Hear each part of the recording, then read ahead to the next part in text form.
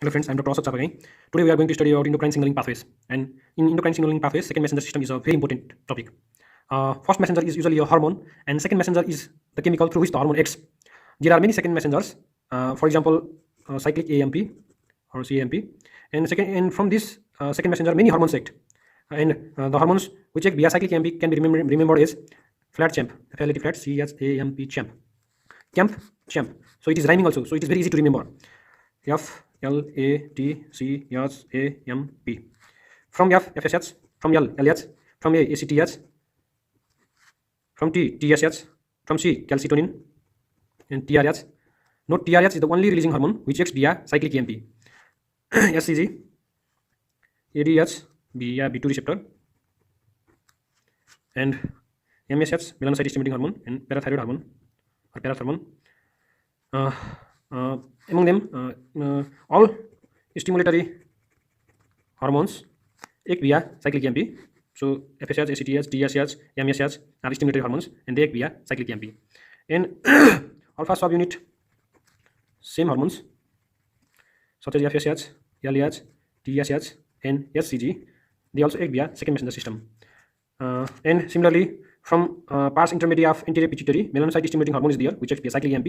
And from hypothalamus, we have thyroid releasing hormone, which acts via cyclic AMP. And similarly, from posterior pituitary, we have one hormone ADS through B2 receptor, which acts via cyclic AMP. So we move to next second messenger system, that is IP3 pathway. IP3 pathway, and IP3 pathway can be remembered as IP-man releases at Goa Hotel. From releases all releasing hormones that act via IP3. Exception is TRH. TRH acts via cyclic AMP. Similarly, from G, gastrin is there. From O, oxytocin is there. From A, ADH, B1 receptor is there. And from H, histamine, H1 receptor is there.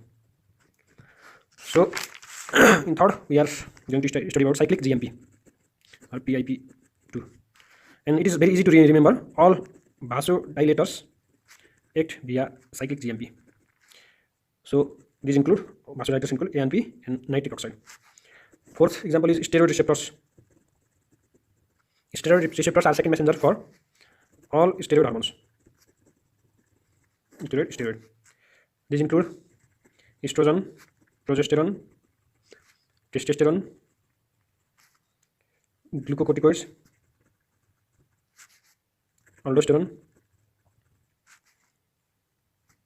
thyroid hormones T3 and T4, and also vitamin D or cholecalciferol. Fifth example of second messenger system is intrinsic tyrosine kinase or MAP kinase system. From intrinsic, we can remember insulin and growth factors.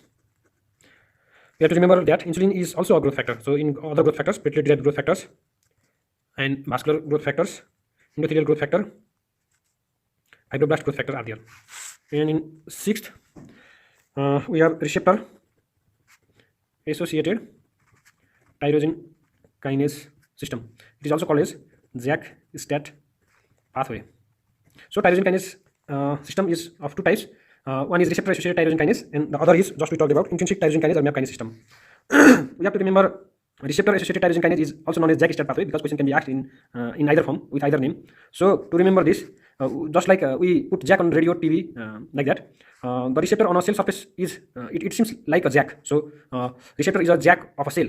It seems like that on observation. So we can remember like that.